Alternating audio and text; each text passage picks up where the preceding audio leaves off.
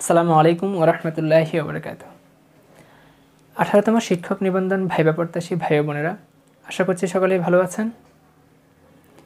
আপনাদের comment section check করে এবং আদার্স যারা আমার কাছে জানতে চেয়েছিলেন, বিশেষ গুরুত্বপূর্ণ একটা ভিডিও নিয়ে আজকে হাজির হয়েছি। এটি এজন্যই গুরুত্বপূর্ণ কারণ আমরা যখন ভাইবা দিতে ভিতরে প্রবেশ করব, ভিতরে যাওয়ার পরে আমরা স্যারদেরকে সালাম দেব, নাকি বাহির থেকে অনুমতি নেওয়ার সময় সালাম দেব, নাকি বসার সময় সালাম দেব, এবং কিভাবে আমরা তার কাছে প্রেজেন্ট হব, এই বিষয়গুলো নিয়ে আসলে আমাদের অনেক বেশি ভয়ভীতি কাজ করছে এবং জানতে চাওয়া হচ্ছে।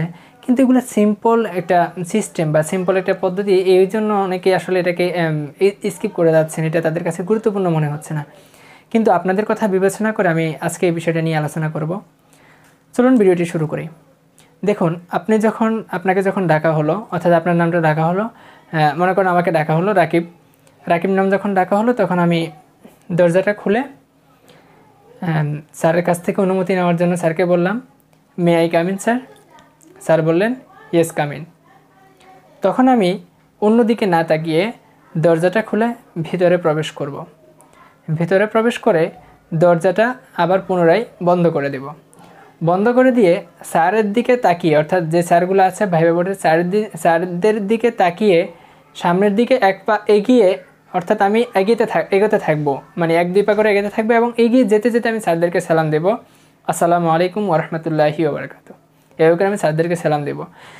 আপনার সালাম শেষ হতে না হতেই কিন্তু আমরা এই ভাইবা বোর্ডের, অর্থাৎ যে চেয়ার থাকবে চেয়ারের কাছাকাছি আমরা চলে যাব।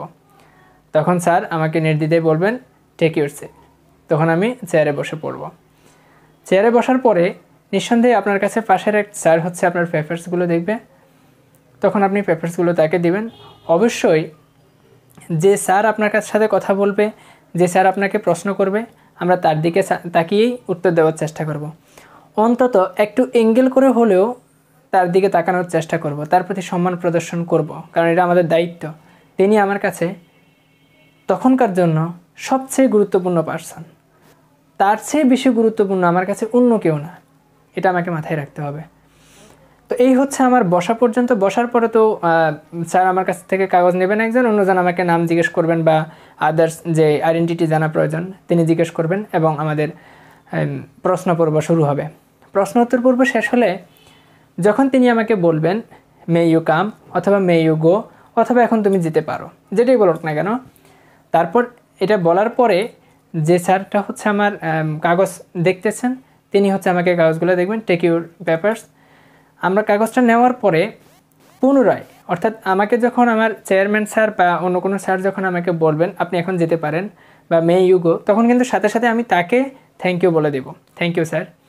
এরপর যখন আমাকে কাগজটা দেবে, পেপারসগুলো যখন আমাকে স্যার দিবেন, তখন আমি পুনরায় উঠে দাঁড়িয়ে সকলকে থ্যাংক ইউ স্যার বলে তাদেরকে আমরা পিছনে না দেখিয়ে তাদের দিকে তাকিয়ে একটু এক পা দুই পা করে পিছনে গিয়ে দরজার সামনে গিয়ে দরজাটা খুলে আমরা বের হয়ে পড়ব।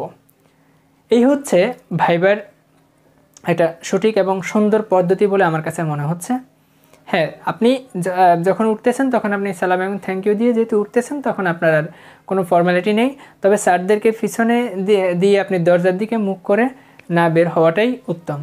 স্যারদের দিকে তাকিয়ে পিছন দিকে হাঁটা, এক দুই পা করে হেঁটে তারপর আপনি ধীরে বের হয়ে যাবেন। এই হচ্ছে একটা সুন্দর পদ্ধতি। আশা করছি ভিডিওটি আপনার জন্য উপকার হবে। ধন্যবাদ সবাইকে, পাশে থাকবেন। আল্লাহ হাফেজ, আসসালামু আলাইকুম।